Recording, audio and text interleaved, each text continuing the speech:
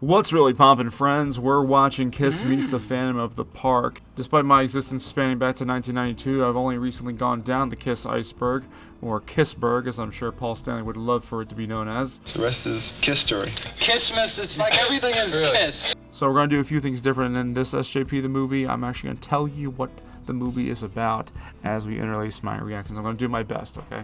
Only best for you.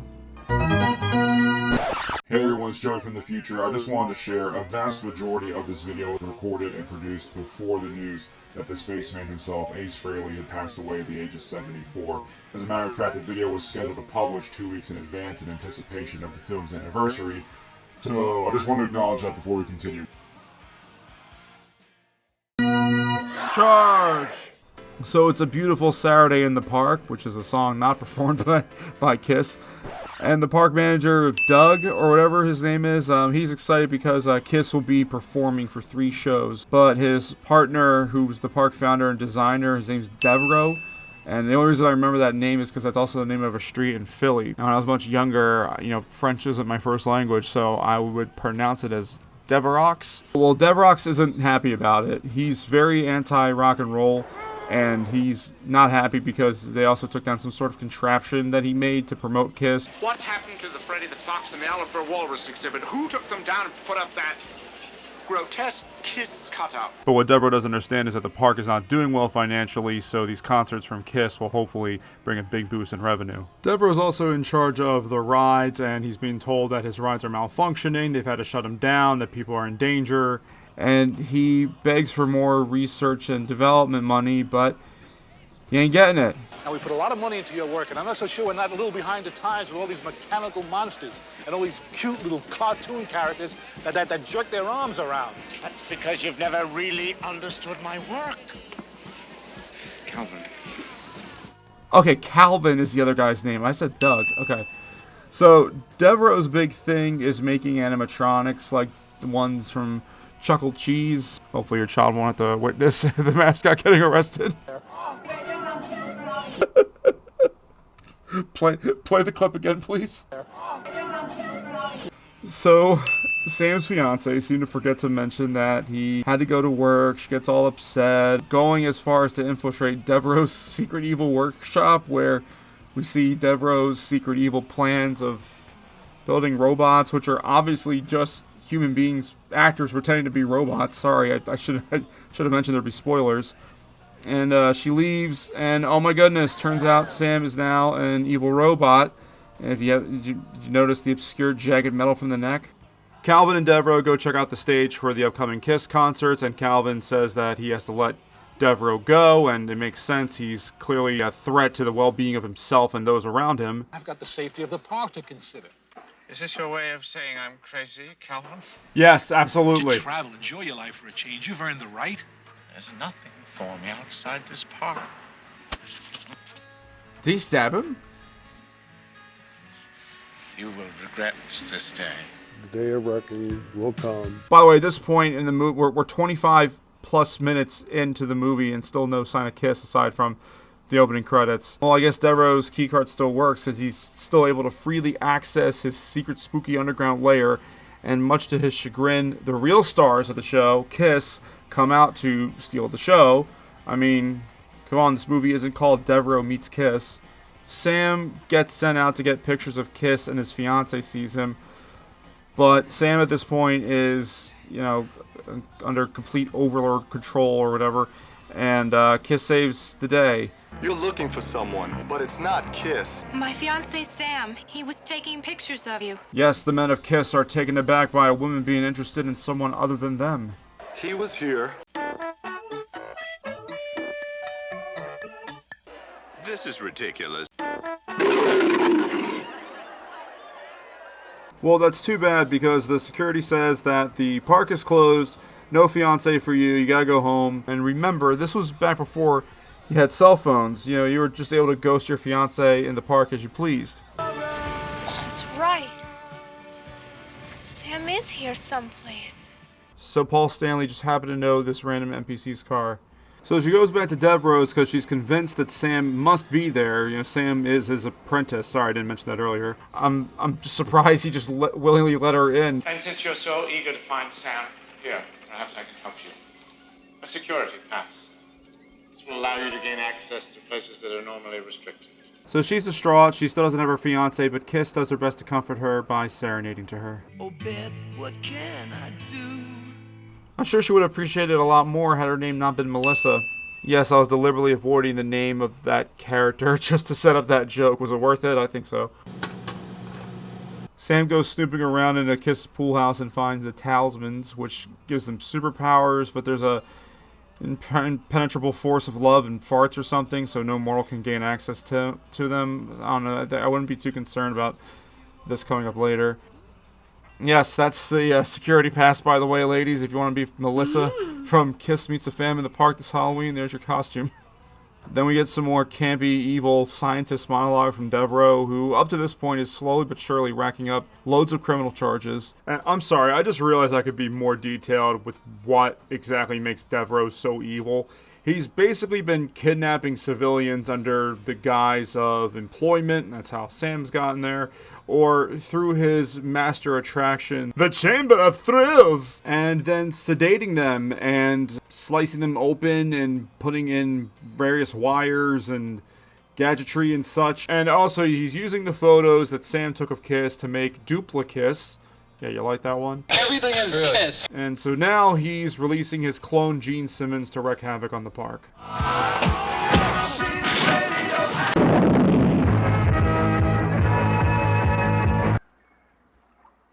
Ahoy, mates. The ownership approaches. I me bucko with a scurvy crew steaming close behind, and I do mean steaming. The next morning, the security guards are like, hey, what was up with that? Just because he's a rock and roller, you can't be, destroying property and assaulting people, so we want him locked up. But Calvin, who's only thinking about the money, says, hey, these guys bring in over $900 a show, deal with it, and go away. And then throughout the film, we see these concert performances by Kiss, which they play a full song, and I mean, it's a rock and roll movie, so what are you expecting, right? And it's cool. I wish I could have attended one of these concerts live. They retired from touring in 2023.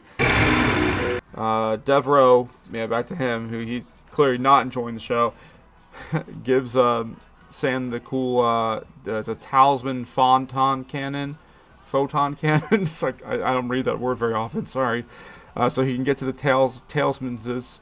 Not sure how that information from earlier was relayed to him, given that Sam is lobotomized. Ew, and I just noticed he's starting to provide Sam with his clothes. Kiss really has been invested in Melissa and trying to save Sam.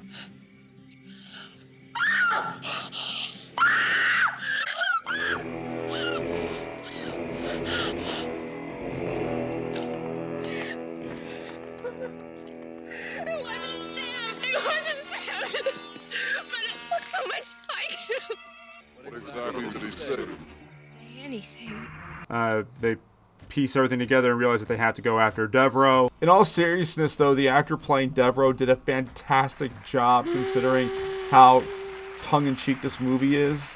This movie was made by Hanna-Barbera, so I mean it oozes campy 70s tropes and lots of cat puns written for Peter Criss. Gene's clean. A pussycat. Almost. This Devereaux cat has the whole world wired. Not this cat. Fine, Devereaux. Let's stop this pussyfooting around.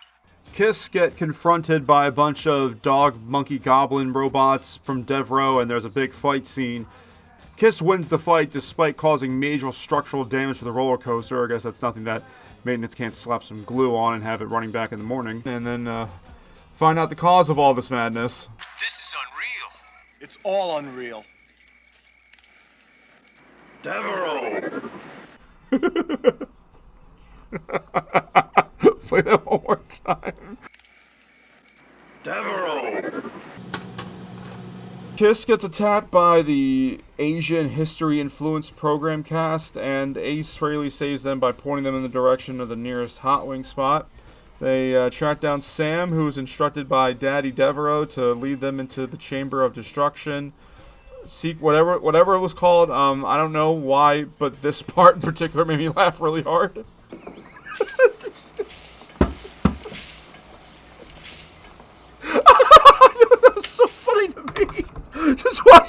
grown men go on this.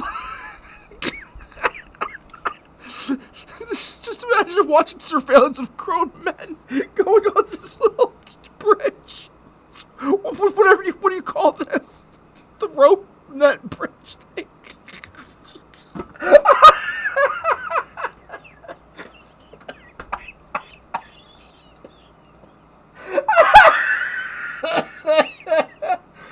That's that was so funny to me. Well, the robots begin to attack, but oh no, the editor can't edit in any more fire because Devereaux has doused the talismans with his X-ray phaser thing, but through the power of rock and roll, they... Wait, never mind, don't finish that sentence. They get captured. It's the next day, and Melissa tells Calvin, I keep calling him Doug by mistake, oh, Kiss isn't here. I think Devereaux is holding them captive with my fiance. And I mean, I think we're way past the point of, hey, let's call the real police if this were real life. And I find it funny that despite the fact that she had this amazing security pass, she's not allowed past a certain point. This will allow you to gain access to places that are normally restricted. Miss, I can't let you go back there. So we're back at Devereaux's house, and Kiss comes out, but they're evil cyclone cyborg beings, so they're not Kiss, they're Smooch. And as is with all evil sci-fi movies, Devereaux lists out his evil plan by rewriting the lyrics to Kiss's songs, have the evil Kiss perform it, and ensue a riot, and take over the world, I suppose. I don't know, he never explicitly mentions taking over the world, but we can just assume that eventually, like, he would move the goalpost further and further. So they start singing a song called Rip and Destroy, and the ADR audience all collectively come to the conclusion that, oh, Kiss wants us to destroy the park. And I'm not gonna lie, it's low-key kind of catchy.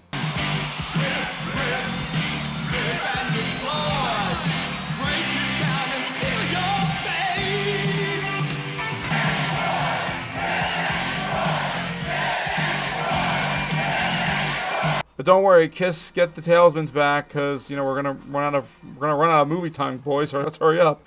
And they come to save the day again for the second time, and we get treated to the only appropriate resolution in a movie like this: the real beings fighting the clones. And what's so funny is, this seems like the kind of thing that if you saw live, you think, oh, this is just part of the Kiss show.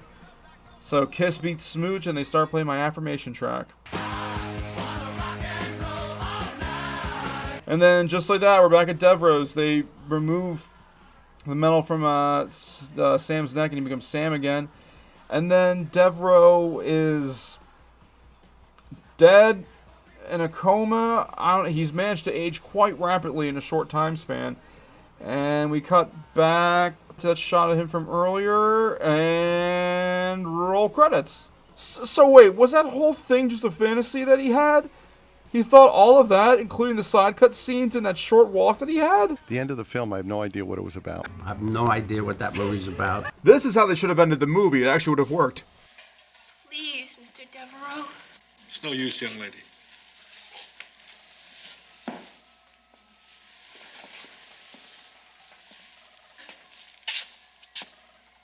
Adna Devereaux can't hear you.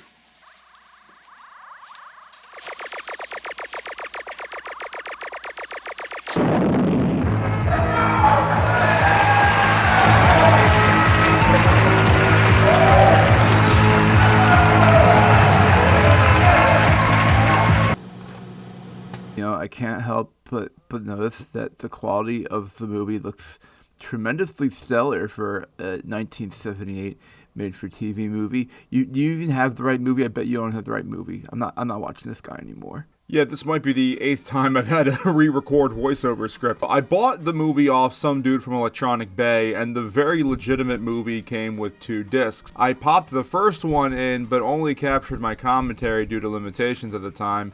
And then a few days later, I figured, well, let's see what's on the second disc. I captured the movie from the second disc for the fair use of this video, And at first I just assumed it was a remastered version of the film. As a matter of fact, Disc 1 was the original movie that aired on NBC in 1978 in the US, and this is how it looked originally in the square box format for the time. I made it bigger and wider because I knew that would make you happy. Whoa! The remastered version is the European cinematic release of this film, and it's titled Kiss Attack of the Phantoms. See, I had a lot of Mandela moments when I was editing this, and now I'm glad that there's an explanation behind it. There are noticeable differences between the two, such as the music selection during big scenes,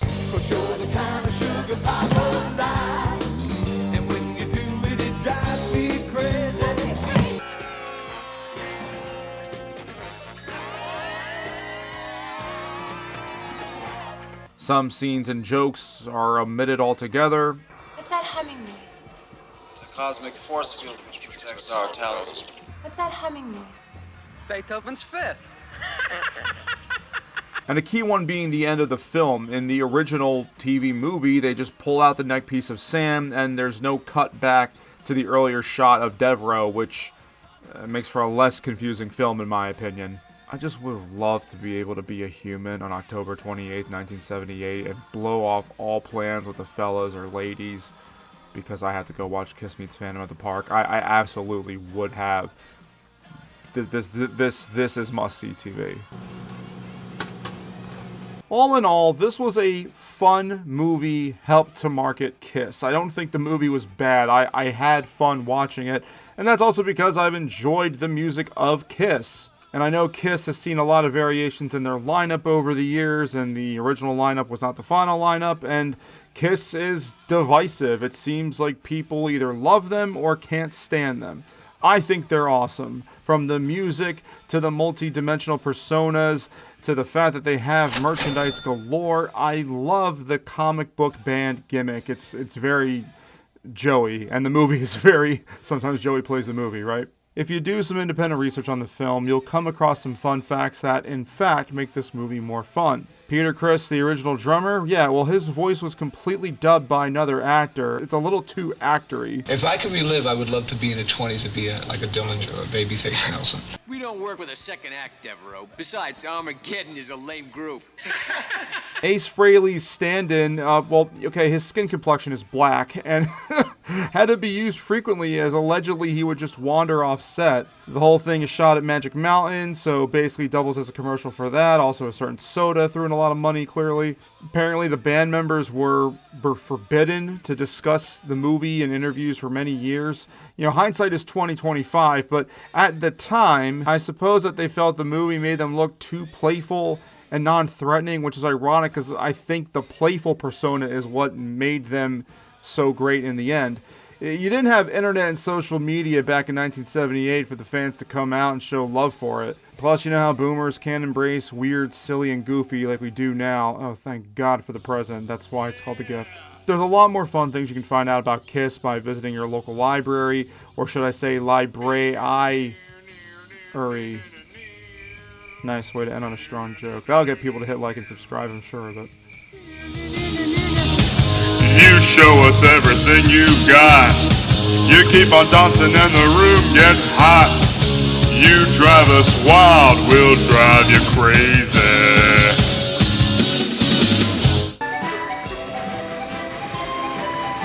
This Devereaux cat has the whole world wired. Not this cat. You're on your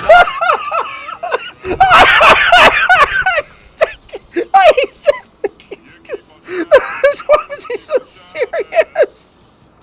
Don't include me! You're not allowed to smoke in here. I'll smoke you. That's the security. Wait, that's the security pass? Yo, I could just make that in my house. I could just make that button in the house. That's it. Oh man, I wish I lived in 1978. I would have gotten away with everything. Yeah, rock and roll. Near.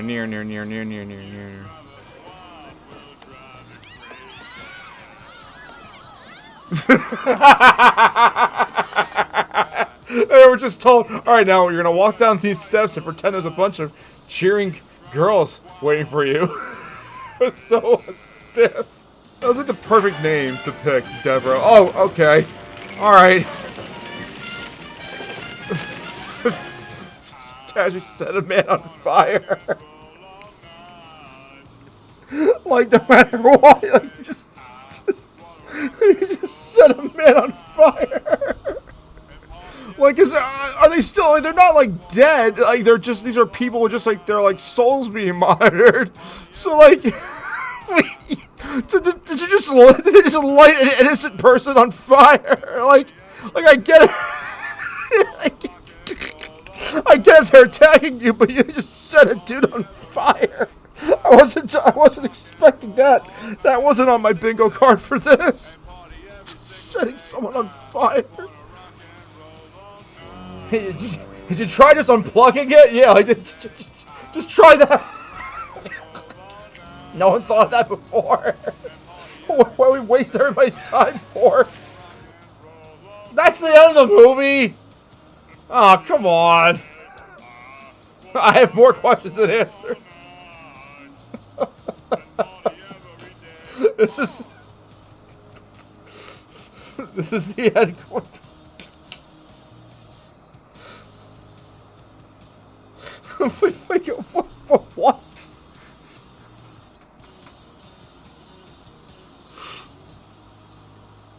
Worth it. Worth it.